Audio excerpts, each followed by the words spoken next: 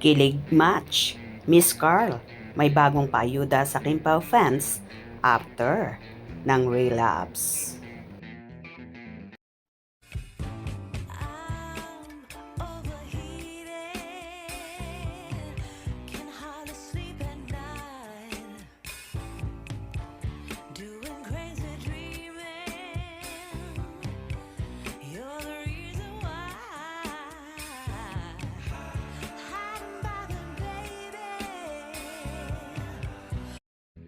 After nga ng naging tweet ni Kim Chu kung saan nag-trending at pinag-usapan ng lahat, bigla namang nagpaayuda si Miss Carlina de la Merced ng video sa kanyang Instagram, kuha kina Kim Chu at Paolo Avellino, kung saan todo ang ginawang pag-alalay ng aktor sa dalaga at so sweet naman talaga at nakakakilig pagmasdan.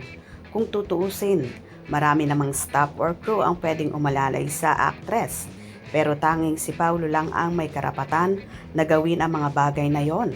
Kaya sumigaw ang ilang kafanihan, yan ba ang walang relasyon?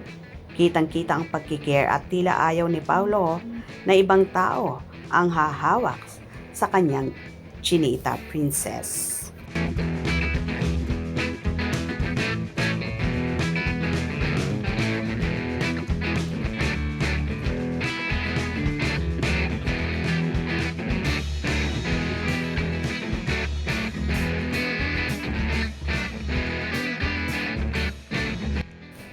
Narito naman ang kilig komento ng mga Kim Pao fans. TNGA at Ob-Ob na lang ang magsasabi na wala sila. Daming staff, crew at may PA si Kim para alalayan siya. Kaya halos ayaw niyang pahawakan sa staff si Kimi.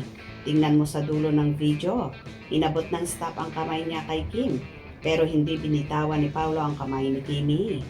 Yan ang sabi ko pag si Pao ang kasama ni Kimi. Safe na safe yang si Kim. At si Pao ay todo nga ang alalay kay Chinita niya. Thanks Pao. Alagang papi Pao sa kanyang babe Kimi.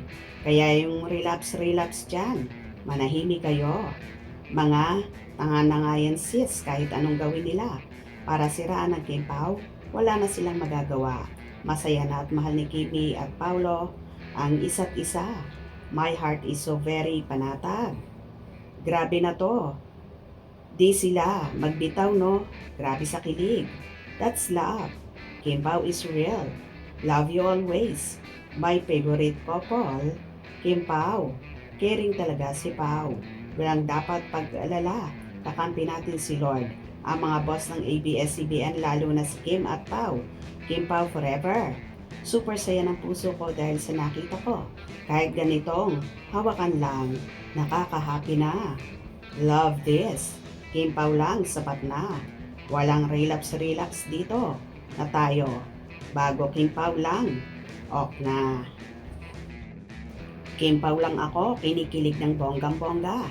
Ba't may hindi makamove on ng mga fans? Nakalipas na yon. May nagmamayari na kay Kimi si Paulo. Respeto naman sa dalawa kasi kahit ano pang gawin nyo, hindi nyo mapaghihiwalay yung dalawa. Ganyan kasi ang tunay na nagmamahalan.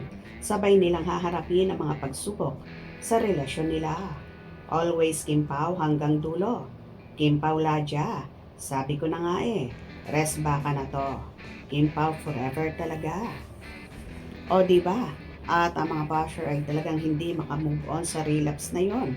At pilit gustong pagsamahin sa proyekto sina Kim at Gerald na hinding-hindi naman na yon mangyayari dahil may Paulo na si Kimi. Hope you enjoyed. Please subscribe for more info.